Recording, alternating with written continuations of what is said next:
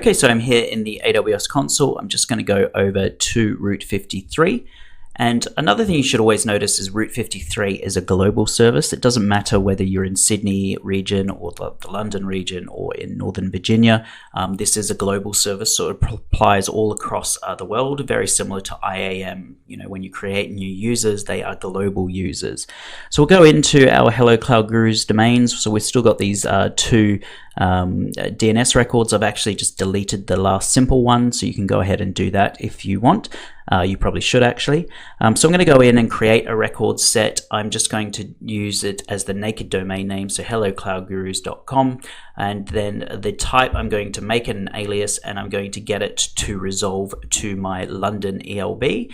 And it's just taking a little bit of time to load. And there we go. So my London Elastic Load Balancer, and the routing policy, I'm going to do it as weighted.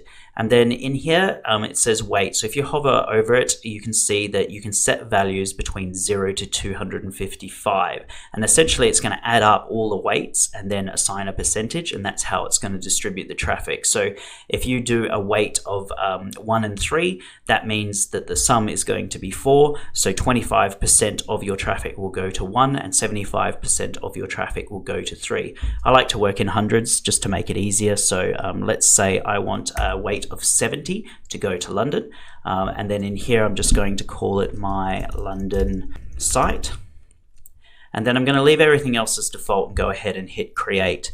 Now right now this will, even though we have a 70% or 70 in there, the sum is 70, so it's just going to send everything to London. So we can check this by just going to hellocloudgurus.com, and here I am just hitting refresh, and you can see it's going between the two different web servers in my London region. So now I'm going to go ahead and create a new record set. I'm going to leave it as the naked domain name. I'm going to make it an alias, and then I'm going to click in here and I'm going to send it to Sydney.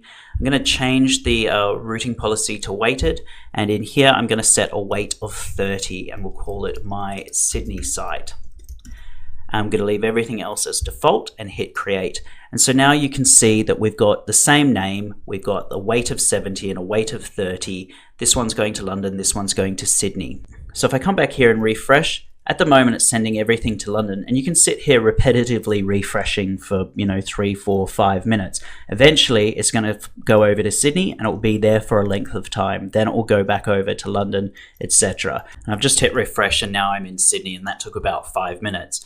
Now, what could be causing this is, you're only seeing it from your point of view, whereas Route 53 is viewing it globally. So, as people do try and connect into your website, 70% of the traffic will definitely go to London, 30% will definitely go to Sydney.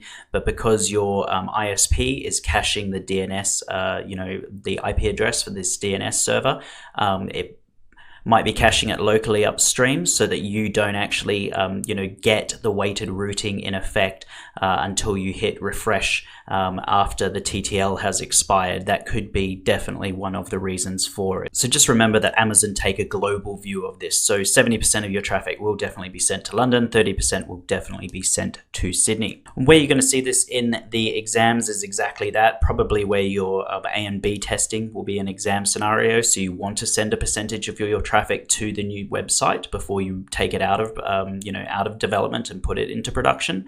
So weighted routing is absolutely perfect for that. Okay, so that's it for this lab, guys. If you have any questions, please let me know. If not, feel free to move on to the next lecture. Thank you.